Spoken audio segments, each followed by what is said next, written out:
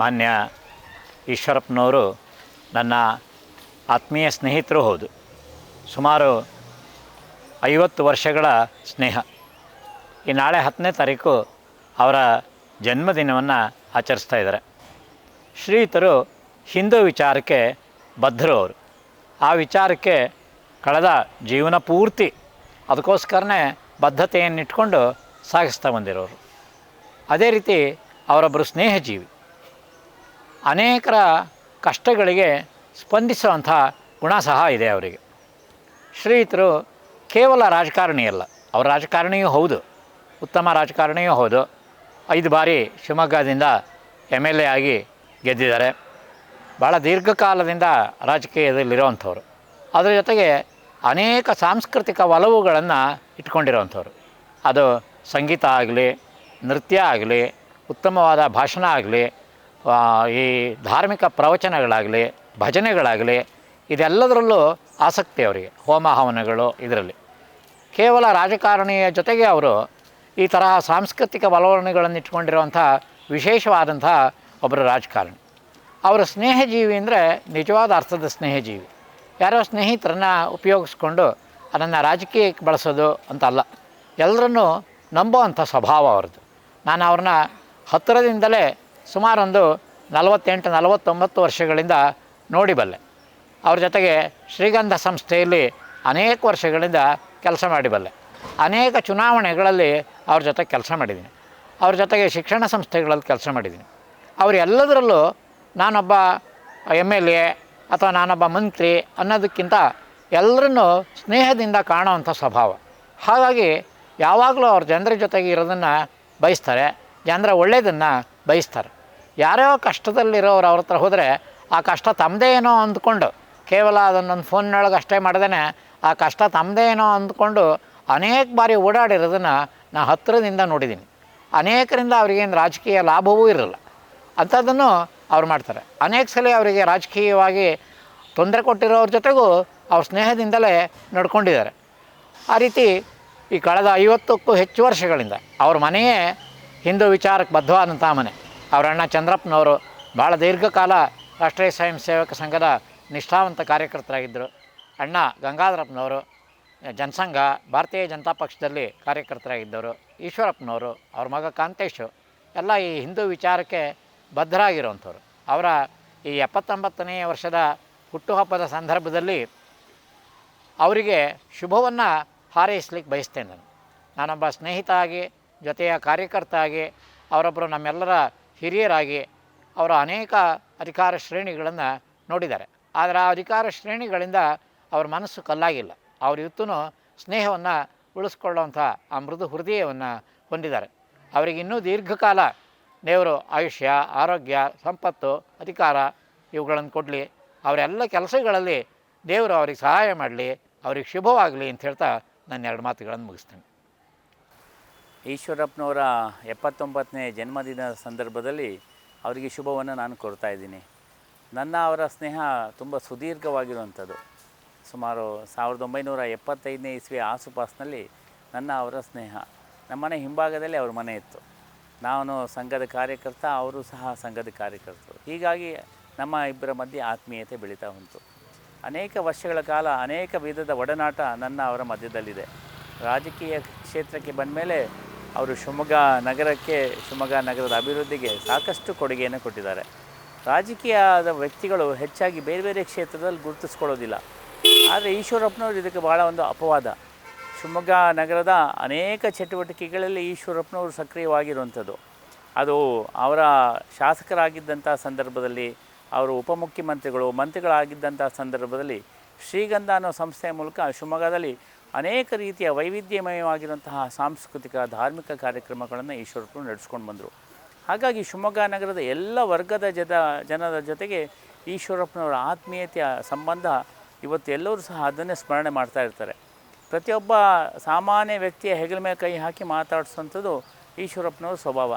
ರಾಜಕಾರಣಿಗಳಿಗೆ ಹೆಚ್ಚು ಆ ರೀತಿಯ ಸ್ವಭಾವ ಇರಲ್ಲ, ಹೆಚ್ಚು ದೂರ ಇಟ್ಕೊಂಡಿರ್ತಾರೆ. ಆದರೆ ಈ ಆತ್ಮೀಯತೆ ಏನಿದೆ ಅದರ ಕಾರಣಕ್ಕಾಗಿ ಈಶ್ವರಪ್ಪನವರು ಎಲ್ಲರ ಮನಸ್ಸನ್ನು ಗೆದ್ದಿರುವಂಥವ್ರು. ರಾಜಕೀಯದಲ್ಲಿ ಅಜಾತ ಶತ್ರು ಅನ್ನೋ ಪದ ಬಹಳ ಅಪರೂಪ.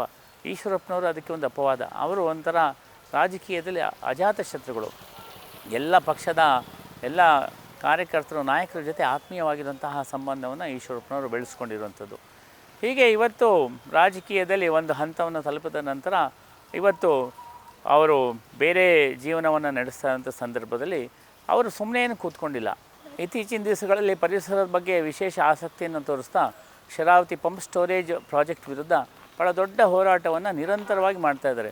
ಯಾವುದೋ ಒಂದು ದಿವಸ ಸಭೆಗೆ ಬಂದು ಅಥವಾ ಪತ್ರಿಕಾಗೋಷ್ಠಿ ಮಾಡಿ ಹೋಗಿದ್ದಲ್ಲ. ಕಳೆದ ಒಂದು ವರ್ಷದಿಂದ ಈಶ್ವರಪ್ಪನು ನಿರಂತರವಾಗಿ ಆ ಒಂದು ಯೋಜನೆಯನ್ನು ವಿರೋಧ ಮಾಡ್ತಾ ಇವತ್ತು ಶಿವಮೊಗ್ಗ ಮತ್ತು ದಕ್ಷಿಣ ಕನ್ನಡ ಆಗೊಂಬೆಯ ಒಂದು ಘಾಟಿಯ ವಿರುದ್ಧವೂ ಸಹ ಏನು ಆಲ್ಟರ್ನೇಟಿವ್ ಆಗಿ ಸುರಂಗ ಮಾರ್ಗದ ಬಗ್ಗೆ ಏನಿದೆ ಅದ್ರ ಬಗ್ಗೆಯೂ ಅವರು ಈಗಾಗಲೇ ವಿಚಾರವನ್ನು ವ್ಯಕ್ತಪಡಿಸ್ತಾ ಇದ್ದಾರೆ. ಹಾಗೆ ಶಿವಮೊಗ್ಗ ನಗರದಲ್ಲಿ ಗೋ ಸೇವೆಯನ್ನು ಮಾಡಬೇಕು ಅಂತ ಇತ್ತೀಚಿನ ದಿವಸಗಳಲ್ಲಿ ವಿಶೇಷವಾಗಿರುವಂಥ ಆಸಕ್ತಿಯನ್ನು ವಹಿಸ್ತಾ ಶಿವಮೊಗ್ಗದಲ್ಲಿರುವಂಥ 3 ಗೋಶಾಲೆಗಳಿಗೆ ಅವರು ಅನೇಕ ರೀತಿಯ ಸಹಕಾರವನ್ನು ಕೊಡ್ತಾಯಿದ್ದಾರೆ. ವಿಶೇಷವಾಗಿ ಮೇವುಗಳಿರ್ಬೋದು ಅಥವಾ ಆ ಗೋಶಾಲೆಗಳಲ್ಲಿ ಮೂಲಭೂತ ಸೌಕರ್ಯಗಳನ್ನು ಒದಗಿಸೋದಿರ್ಬೋದು. ಈ ರೀತಿ ಒಬ್ಬ ರಾಜಕಾರಣಿಯಾಗಿ ಪ್ರಕೃತಿಯ ಜೊತೆಗೆ ಮತ್ತು ವನ್ಯಜೀವಿಗಳ ಜೊತೆಗೆ ಹಾಗೂ ಗೋ ಸಂಪತ್ತನ್ನು ರಕ್ಷಣೆ ಮಾಡಬೇಕು, ಉಳಿಸ್ಬೇಕು ಅಂಥೇಳಿ ಆ ರೀತಿಯ ಒಂದು ಕೆಲಸ ಕೈಗೊಂಡಿರೋದು ಪ್ರಾಯಶಃ ಕರ್ನಾಟಕದ ರಾಜ್ಯದಲ್ಲಿ ಯಾವುದೇ ರಾಜಕಾರಣಿಗಳು ಇಲ್ಲ ಅಂತ ಅನಿಸುತ್ತೆ. ಈ ಒಂದು ಚಟುವಟಿಕೆ ಜೊತೆಗೆ ತಮ್ಮ ಸಾಂಸ್ಕೃತಿಕ ಚಟುವಟಿಕೆಯನ್ನು ನಿರಂತರವಾಗಿ ಮುಂದುವರಿಸ್ತಾ ಇದ್ದಾರೆ. ಶಿಕ್ಷಣ ಕ್ಷೇತ್ರ ಇರ್ಬೋದು, ಕೈಗಾರಿಕೆ ಇರ್ಬೋದು, ಕೃಷಿ ಇರ್ಬೋದು, ಹೀಗೆ ಹಲವು ಕ್ಷೇತ್ರಗಳಲ್ಲಿ ಈಶ್ವರಪ್ಪನವರು ಇವತ್ತೂ ಸಹ ಸಕ್ರಿಯವಾಗಿ ಕೆಲಸವನ್ನು ಮಾಡ್ತಾ ಸಮಾಜದ ಮಧ್ಯೆ ಇವತ್ತೂ ಸಹ ತಾನೊಬ್ಬ ಪ್ರಸ್ತುತ ಅಂಥೇಳಿ ತೋರಿಸ್ಕೊಳ್ಳೋ ರೀತಿಯಲ್ಲಿ ಕೆಲಸವನ್ನು ಮಾಡ್ತಾಯಿದ್ದಾರೆ. ಅವರ ಆತ್ಮೀಯ ಸಂಬಂಧ ನನ್ನ ವ್ಯವಹಾರದ ಜೊತೆಗೂ ಅವರ ಸಂಬಂಧ ಉಂಟು. ಹಾಗೂ ಅನೇಕ ಧಾರ್ಮಿಕ ಕ್ಷೇತ್ರ ಇರ್ಬೋದು, ಸಾಮಾಜಿಕ ಸಾಂಸ್ಕೃತಿಕ ಕ್ಷೇತ್ರದಲ್ಲಿ ಈಶ್ವರಪ್ಪನವ್ರ ಜೊತೆ ನಿರಂತರವಾಗಿ ಅವರ ಒಡನಾಟ ಇದೆ. ಒಬ್ಬ ಸಹೃದಯ ರಾಜಕಾರಣಿ ಶಿವಮೊಗ್ಗ ಜಿಲ್ಲೆಗೆ ಕೊಟ್ಟಿರುವಂಥದ್ದು. ಅವರ ಕಾರಣಕ್ಕಾಗಿ ಇಲ್ಲಿ ಅನೇಕ ಚಟುವಟಿಕೆಗಳು ನಿರಂತರವಾಗಿ ನಡೀತಾ ಇದೆ.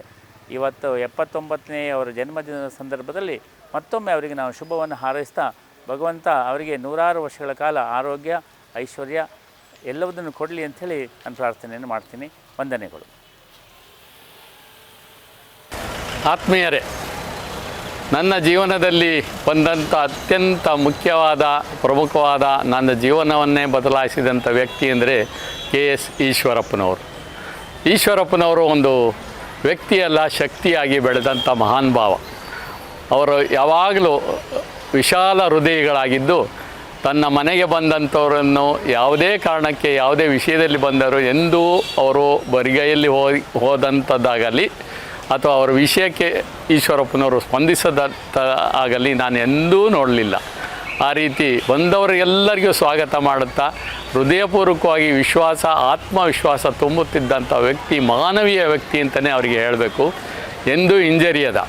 ಇಂದು ಅವರು 78ನೇ ಹುಟ್ಟುಹಬ್ಬ ಆಚರಿಸ್ತಾ ಇದ್ದಾರೆ ಅಂತ ತಿಳಿದು ಬಂತು. ಅದು ನನಗೆ ಸ್ವಲ್ಪ ಅನುಮಾನ ಬರ್ತಾಯಿದೆ. ಅವರು 78 28 ಅಂತ ಅನುಮಾನ ಬರ್ತಾಯಿದೆ. ಕಾರಣ ಅವರ ದಿನನಿತ್ಯದ ದಿನಚರಿ ನೋಡಿದರೆ ಬೆಳಗ್ಗೆ 6ರಿಂದ ಆರಂಭವಾದಂಥ ಅವರ ದಿನಚರಿ ರಾತ್ರಿ ಮುಗಿಯೋದು 10 ಗಂಟೆಗೆ ಆಗತ್ತೆ. ಅಲ್ಲಿವರೆಗೂ ಸಕ್ರಿಯವಾಗಿ ನಮ್ಮ ಯುವಕರು ನಾಚುವಂತೆ ಅವರು ಮಾಡುವ ಕರ್ತವ್ಯಗಳು, ಅವರ ಮನಸ್ಸಿನಲ್ಲಿ ಓಡುತ್ತಿರುವಂಥ ಆಲೋಚನೆಗಳು, ಮುಂದಿನ ಯೋಜನೆಗಳನ್ನು ನಿಜವಾಗಲೂ ಮೆಚ್ಚತಕ್ಕಂಥದ್ದು. ಹಿಂದೂ ಹುಲಿ ಎಂದೇ ಹೆಸರಾಗಿರುವಂಥ ಇವರು ಎಲ್ಲಿ ಹಿಂದೂಗಳಿಗೆ ತೊಂದರೆ ಆಗುತ್ತೋ ಅಲ್ಲಿ ಮೊದಲನೇ ಹೆಜ್ಜೆ ಈಶ್ವರಪ್ಪನವರ ಧ್ವನಿ ಇರುತ್ತದೆ. ಈ ರೀತಿ ನೋಡಿದಂಥ ಸಂದರ್ಭದಲ್ಲಿ ಅವರು ಶಿವಮೊಗ್ಗದಲ್ಲಿ ತೆಗೆದುಕೊಂಡ ಒಂದು 2-3 ಕಾರ್ಯಕ್ರಮ ನನಗೆ ಬಹಳ ಮೆಚ್ಚುಗೆಯಾಗಿ ಅವರ ಜೊತೆ ಸಹಪಾಠಿಯಾಗಿ ಕೆಲಸ ಮಾಡ್ತಾ ಇರೋದು ನನ್ನ ಪೂರ್ವ ಜನ್ಮದ ಪುಣ್ಯ ಅಂತಲೇ ಹೇಳ್ತಾ ಇದ್ದೀನಿ. ಮೊದಲನೇದಾಗಿ ಕಳೆದ 35 ವರ್ಷಗಳಿಂದ ನಡೆಯುತ್ತಿರುವಂಥ ಶ್ರೀಗಂಧ ಸಂಸ್ಥೆಯಲ್ಲಿ ನನ್ನನ್ನು ಸಕ್ರಿಯವಾಗಿ ತೊಡಗಿಸಿಕೊಂಡಿದ್ದಾರೆ. ಶ್ರೀಗಂಧ ಸಂಸ್ಥೆ ಶಿವಮೊಗ್ಗ ನಗರದಲ್ಲಿ ಮನೆ ಮಾತಾಗಿದೆ. ದೇಶದ, ರಾಜ್ಯದ, ವಿದೇಶದ ವಿದ್ವಾಂಸರು, ಆಚಾರ್ಯರು, ಪ್ರವಚನಕಾರರನ್ನು ಕರೆದು ಸನ್ಮಾನಿಸುವ ಮೂಲಕ ಈ ಶಿವಮೊಗ್ಗ ನಗರದ ಜನಕ್ಕೆ ರಸದೌತಣ ಬಡಿಸ್ತಾ ಇದ್ದಾರೆ.